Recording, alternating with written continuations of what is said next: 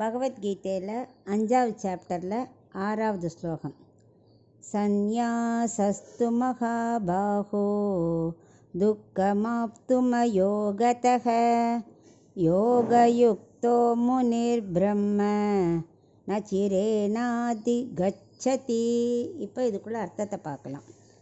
கண்ணன் சொல்லின்னு இருக்கார், கர்மயோகமும் ஞான யோகமும் ஈக்குவலாக தான் பலனை தரும், ரெண்டும் ஆத்மா சாட்சத்தை கொடுக்கும், ரெண்டுமே ஈக்குவல் தான் அப்படிங்க பண்ணோடனே அர்ஜுனன் கேட்குறான், அப்போ ரெண்டும் ஈக்குவல்னால் ஏன் நீ கர்ம யோகத்தையே பண்ணுன்னு சொல்கிற, ஏன் ஞான யோகத்துக்கு போகக்கூடாது, ரெண்டும் ஒரே வழி தானே அப்படிங்கிறான்.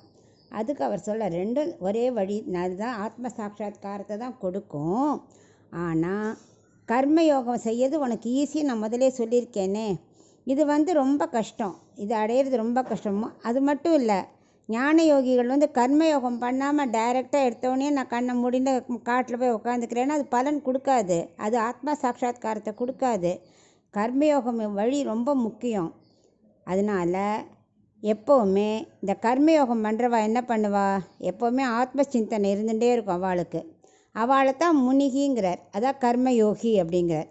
கர்மயோகத்தை செஞ்சுட்டே இருந்தாலே சீக்கிரமே நம்ம ஆத்ம சாட்சாத்காரத்தை அடைஞ்சு விடலாம்.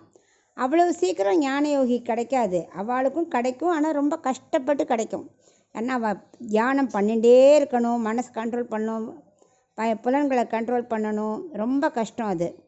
அதனால் அவள் சித்திக்கிறது ரொம்ப லேட் ஆகும். ஆனால் கர்மயோகி என்ன பண்ணுவான், ஃபஸ்ட்டு தன்னோட காரியத்தை பண்ணிகிட்டே இருக்க பகவானுக்கு நினைக்க சித்த சுத்தி அடையிறது, அதுலேருந்து அவனுக்கு ஆத்ம ஞானம் பறக்கிறது. ஆத்ம ஞானம் கிடச்சிருச்சுன்னா ஆத்ம சாட்சாத்காரம் உடனே கிடச்சிரும், அது கஷ்டமே இல்லை. அதனால தான் அவனுக்கு கர்மயோகத்தை பண்ணுன்னு சொல்கிறேன் அப்படின்னு அவனுக்கு வளர்க்குறார்.